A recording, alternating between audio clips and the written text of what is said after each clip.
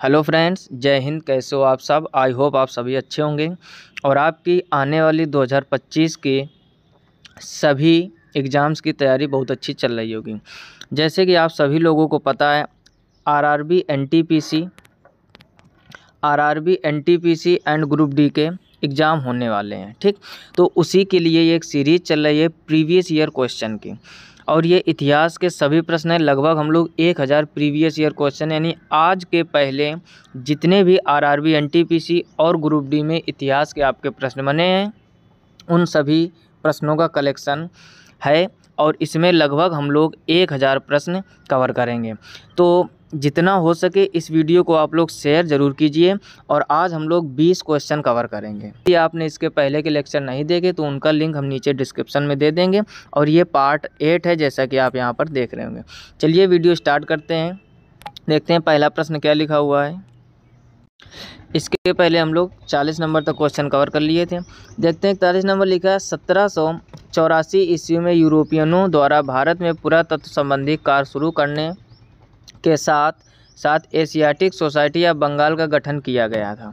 इसके संस्थापक कौन थे? पहला ऑप्शन लिखा हुआ अलेक्जेंडर कनिंघम, फिर लिखा हुआ है जॉर्ज टर्नूर, फिर लिखा हुआ है जेम्स प्रिंसेप और फिर लिखा हुआ है विलियम जोन्स। तो इसका सही ऑप्शन आपका हो जाएगा डी, विलियम जोन्स। यानी 1784 ईस्वी में यूरोपियनों द्वारा भारत में पुरातत्व संबंधी कार्य शुरू करने के साथ साथ एशियाटिक सोसाइटी ऑफ बंगाल का गठन किया गया था।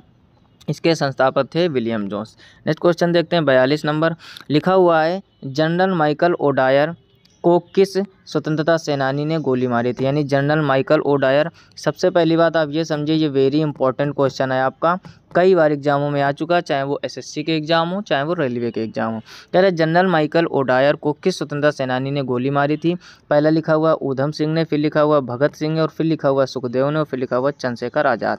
इसका सही ऑप्शन हो जाएगा ऑप्शन ए, ऊधम सिंह ने। यानी जनरल माइकल ओडायर को ऊधम सिंह ने गोली मारी थी। नेक्स्ट पॉइंट देखिए 43 नंबर लिखा हुआ है, निम्नलिखित राष्ट्रवादी नेताओं में से कौन मराठी समाचार पत्र केसरी के संस्थापक और संपादक थे? पहला लिखा है बाल गंगाधर तिलक, फिर लिखा हुआ है विनायक दामोदर सावरकर, फिर लिखा हुआ है विष्णु शास्त्री चिपलूनकर, फिर लिखा हुआ है भीमराव अम्बेडकर। तो इसका सही ऑप्शन ए हो जाएगा बाल गंगाधर तिलक। यानी निम्नलिखित में राष्ट्रवादी नेताओं में से कौन मराठी समाचार पत्र केसरी के संस्थापक और संपादक थे? वो थे आपके बाल गंगाधर तिलक। नेक्स्ट पॉइंट देखिए 44 नंबर लिखा हुआ है, इनमें से किसे भारत में सिविल सेवाओं के जनक के रूप में जाना जाता है? पहला लिखा हुआ है चार्ल्स कॉर्नवालिस, फिर लिखा हुआ है महात्मा गांधी, फिर लिखा हुआ है वारेन हेस्टिंग और फिर लिखा हुआ है रॉबर्ट क्लाइव। यानी किसे सिविल सेवाओं के जनक के रूप में जाना जाता है? तो सही ऑप्शन हो जाएगा ए, चार्ल्स कॉर्नवालिस।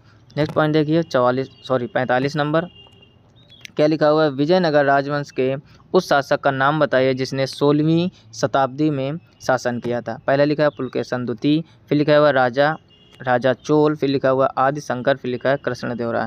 तो इसका सही ऑप्शन आपका डी हो जाएगा, कृष्णदेवराय। ठीक, यानी विजयनगर राजवंश के उस शासक का गहरा नाम बताइए जिसने 16वीं शताब्दी में शासन किया था? वो थे आपके Krishnadevaraya. Option D is correct. Next point देखिए 46 नंबर क्या लिखा हुआ है, लिखा है इनमें से किस सत्याग्रह में वल्लभ भाई पटेल को सरदार की उपाधि दी गई? यानी किसे सरदार की उपाधि दी गई? पहला लिखा हुआ चंपारण, फिर लिखा हुआ बारडोली, फिर लिखा हुआ खेड़ा, फिर लिखा हुआ अहमदाबाद मील हड़ताल। तो इसका ऑप्शन भी सही हो जाएगा बारडोली। यानी कह रहा है निम्न इनमें से किस सत्याग्रह में वल्लभ भाई पटेल को सरदार की उपाधि दी गई थी? तो वो बारडोली में, तभी कहा जाता है सरदार वल्लभ भाई पटेल। नेक्स्ट पॉइंट देखिए 47 नंबर क्या लिखा हुआ है, सर्वेंट्स ऑफ इंडिया सोसाइटी की स्थापना किसने की थी? पहला लिखा है स्वामी दयानंद सरस्वती ने, फिर लिखा है बाल गंगाधर तिलक ने, फिर लिखा हुआ ज्योतिबा फुले ने, फिर लिखा है गोपाल कृष्ण गोखले ने। इसका सही ऑप्शन आपका हो जाएगा डी, गोपाल कृष्ण गोखले। यानी सर्वेंट्स ऑफ इंडिया सोसाइटी की स्थापना किसने की थी? गोपाल कृष्ण गोखले ने। नेक्स्ट पॉइंट देखिए 48 नंबर लिखा हुआ है, 15 अगस्त 1947 को भारतीय राष्ट्रीय कांग्रेस के अध्यक्ष कौन थे?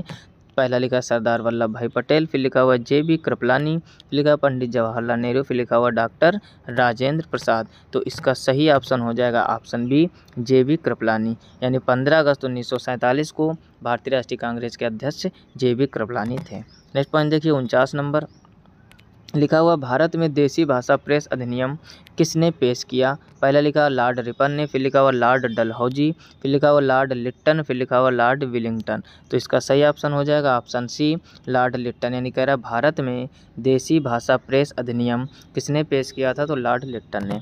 नेक्स्ट पॉइंट देखिए 50 नंबर। 50 नंबर में लिखा हुआ है कांग्रेस के किस अधिवेशन में महात्मा गांधी ने अन्य नेताओं को खिलाफत के साथ साथ स्वराज के समर्थन में असहयोग आंदोलन चलाने के लिए राजी कर दिया था? पहला लिखा हुआ नागपुर अधिवेशन, फिर लिखा हुआ बॉम्बे अधिवेशन, फिर लिखा हुआ कलकत्ता अधिवेशन, फिर लिखा लखनऊ अधिवेशन। तो इसका सही हो जाएगा ऑप्शन बी बॉम्बे अधिवेशन।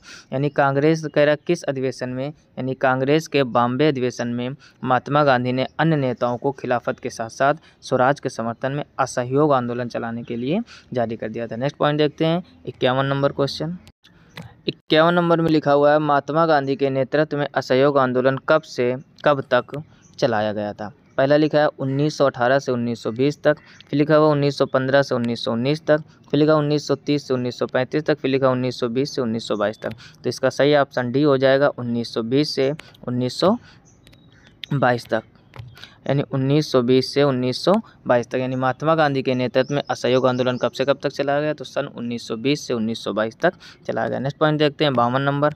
लिखा हुआ इनमें से कौन सम्राट अकबर के शासन में राजस्व मंत्री थे? पहला लिखा है वजीर खान, फिर लिखा हुआ नूरजहां, फिर लिखा हुआ टोडरमल, फिर लिखा हुआ अबुल फजल। तो इसका ऑप्शन सही हो जाएगा ऑप्शन सी टोडरमल। यानी कह रहा है इनमें से कौन सम्राट अकबर के शासन में राजस्व मंत्री थे? तो टोडरमल अकबर के शासन में राजस्व मंत्री थे। नेक्स्ट पॉइंट देखते हैं 53 नंबर। लिखा हुआ बंगाल में स्वदेशी आंदोलन के दौरान बनाए गए तिरंगे झंडे में कौन कौन से रंग थे? पहला लिखा हरा, सफ़ेद और पीला, फिर लिखा नारंगी, सफ़ेद और हरा, फिर लिखा लाल, हरा और पीला, फिर लिखा हुआ लाल, हरा और सफ़ेद। तो इसका सही ऑप्शन आपका हो जाएगा सी लाल, हरा और पीला। यानी बंगाल में स्वदेशी आंदोलन के दौरान तिरंगे झंडे में लाल, हरा और पीला रंग थे। नेक्स्ट पॉइंट देखते हैं 54 नंबर। लिखा हुआ है खालसा सेना के सैन्य कमांडर बंदा सिंह बहादुर फिर खालिस्तान दिया शहीद हुए थे। यानी बंदा सिंह बहादुर कब शहीद हुए थे? पहले लिखा है 1715 में, फिर लिखा हुआ 1717 में, फिर लिखा हुआ 1716 में, फिर लिखा है 1718 में। तो सही ऑप्शन हो जाएगा 1716। यानी खालसा सेना के सैन्य कमांडर बंदा सिंह बहादुर 1716 में शहीद हुए थे। नेक्स्ट पॉइंट देखते हैं 55 नंबर।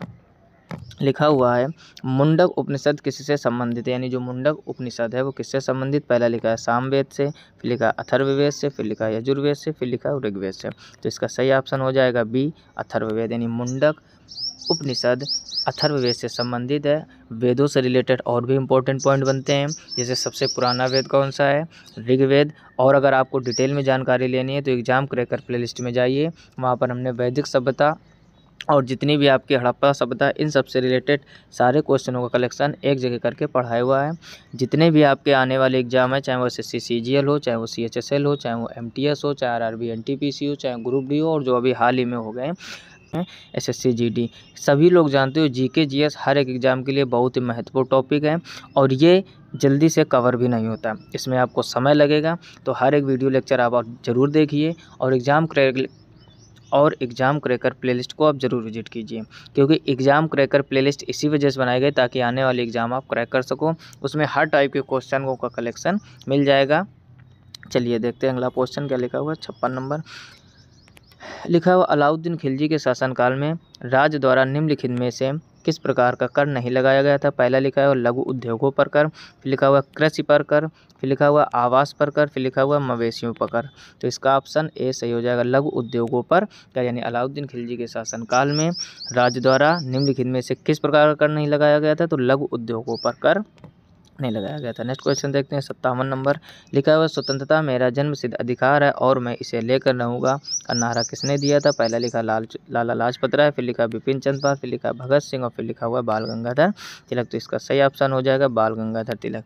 यानी बाल गंगाधर तिलक का नारा था स्वतंत्रता मेरा जन्मसिद्ध अधिकार है और मैं इसे लेकर रहूँगा। नेक्स्ट पॉइंट देखते हैं 58 नंबर।